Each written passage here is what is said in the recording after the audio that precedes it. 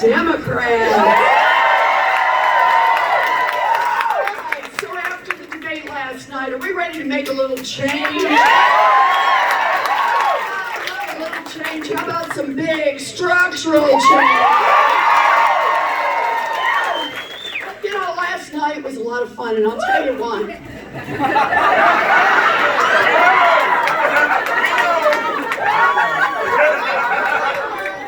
I'll tell you why. Because for me, it's about accountability. I have really had it with billionaires, regardless of party, who think that the rules don't apply to them. Really, billionaires who think their money buys them something special. So, you know, they can call women fat broads and horse-faced lesbians, and then just, when somebody complains, throw a little money on it, and then put a gag in the woman's mouth. That's not right, and that's not going to be our candidate for president.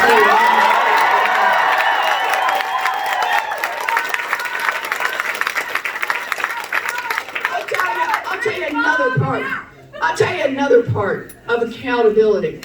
It is not enough to decide in the hours before you declare for president that maybe stop and frisk was a bad idea. And the part I listened to last night about the unintentional effect, I'm sorry, they knew exactly what communities they were targeting, what human beings they were targeting, and what color those human beings were.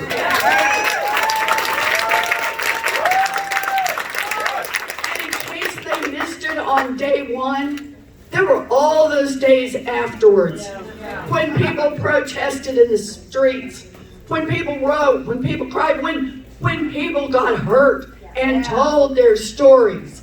And the answer from the mayor was silence, crickets, right up until he realized, gee, I was planning to buy a presidency.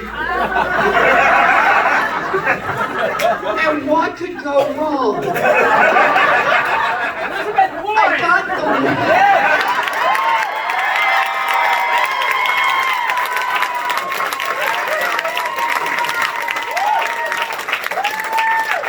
we had the women all gagged, so they couldn't say anything. Couldn't say anything about sex discrimination. Couldn't say anything about harassment.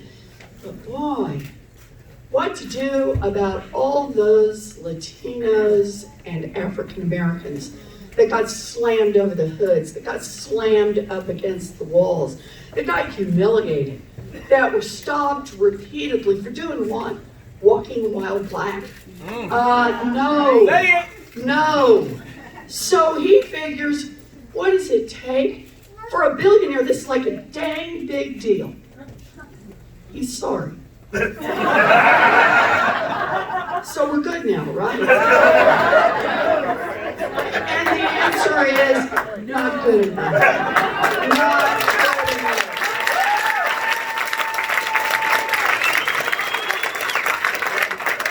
Yeah. Look, I get it.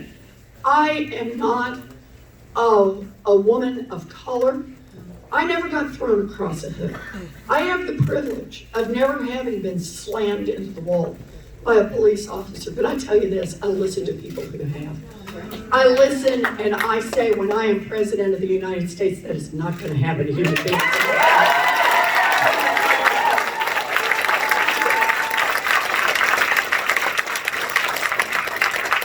So here's the thing. The Democrats are getting down to the short strokes on how we're going to pick a nominee. Now, we all know Mayor Bloomberg's view on this. Everyone else should drop out and he'll stay. He said Bernie could stay, and he'll take out Bernie. But other than that, right, just the two of them, the rest of us should just go away. I'm not ready to go away.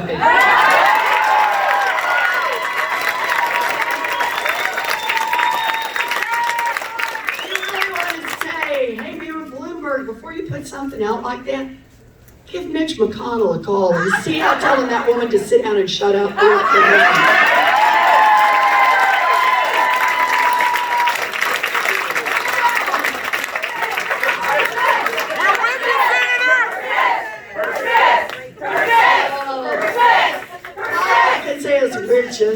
started.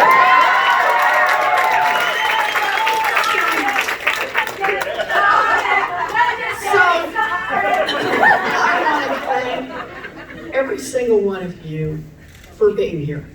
I want to thank you if you've been one of the longtime supporters from forever back. People come to me and say, I've loved you since Jon Stewart. I want to say thank you. I've been in on the campaign since the first day. I want to say a special thank you. If you started out supporting someone else, and if you were a Kamala supporter, if you were a Julian supporter, if you were a Corey supporter, if you were an Inslee supporter, I want you to know I'm grateful you got in the game. Those are good people. I miss them in this primary, but I'm doubly grateful to you that you realized that when it didn't work out for your candidate, you said, I am back in this fight because we must win.